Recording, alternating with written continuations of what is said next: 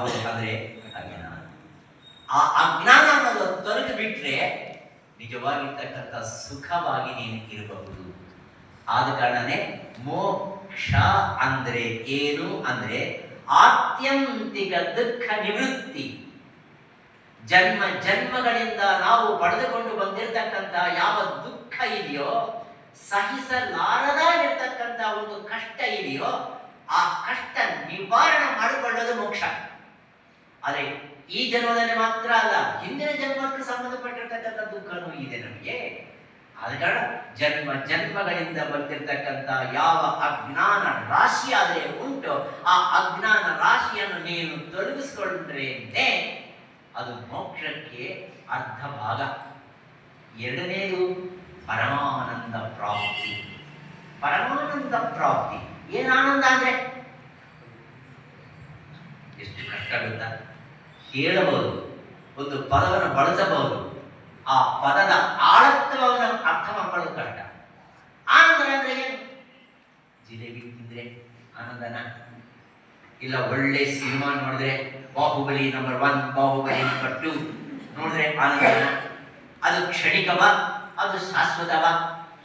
ಅಥವಾ ಒಳ್ಳೆ ವಸ್ತ್ರ ವೈಢೂರ್ಯಗಳನ್ನು ನಾವು ಅಲಂಕಾರವಾಗಿ ಮಾಡಿಕೊಂಡು ಮೆರೆದ್ರೆ ಆನಂದವ?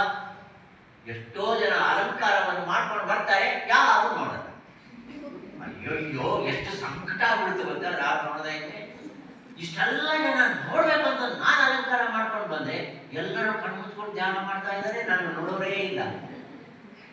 ಒಬ್ಬ ಮಹಿಳೆ ಪಾಪ ಎಲ್ಲ ಅಲಂಕಾರ ಮಾಡ್ಕೊಂಡು ಬಂದು ಎಲ್ಲರೂ ಧ್ಯಾನ ಕೂತಿದ್ದಾರೆ, ಮಧ್ಯದಲ್ಲಿ dung dung dung dung dung ಆ ಶಬ್ದಕ್ಕೆ ಏನಾದರೂ ಯಾರನ್ನ ಕಣ್ ತೆಗಿತಾರೆ ಇರೋ, ಯಾರು ತೆಗೆದಿಲ್ಲ, ಯಾರು ತೆಗೆದಿಲ್ಲ ಅಂತಂದು ಹೇಳಿ ತನ್ನ ಪಕ್ಕದಲ್ಲಿ ಒಂದು ಗಂಟೆ ಇದ್ದ ಗಂಟೆ ಬಾಡಿಸಿ ಹೆಂಗಾದ್ರೂ ಎದ್ದೇಳ್ತಾರೆ, ಯಾರು ಕಂಡಿದೆ. ಅವಳಿಗೆ ಎಷ್ಟು ಬೇಜಾರಾಯಿತು ಅಂದರೆ ಬೇಸಾಡ್ಕೊಂತ ಹೋಗ್ಬಿಟ್ಟು ಇದಕ್ಕೆ ಎಷ್ಟು ಶಾಶ್ವತವ ಇದು? ಇದು ದುಃಖ. ನಿನ್ನ ಅಲಂಕಾರ ದುಃಖಕ್ಕೆ ಕಾರಣವಾಯಿತಾ ಸಂತೋಷ ಕೊಡ್ತ? ಯಾರು ನೋಡಿಲ್ಲ ಅನ್ನೋ ದುಃಖ. ಅಲಂಕಾರ ಮಾಡ್ಕೊಳ್ಳೋದು ಒಂದು ಸಂತೋಷ, ಆದರೆ ಯಾರು ನೋಡಿಲ್ಲಲ್ವೋ ಅಂತಕ್ಕಂಥ ದುಃಖ.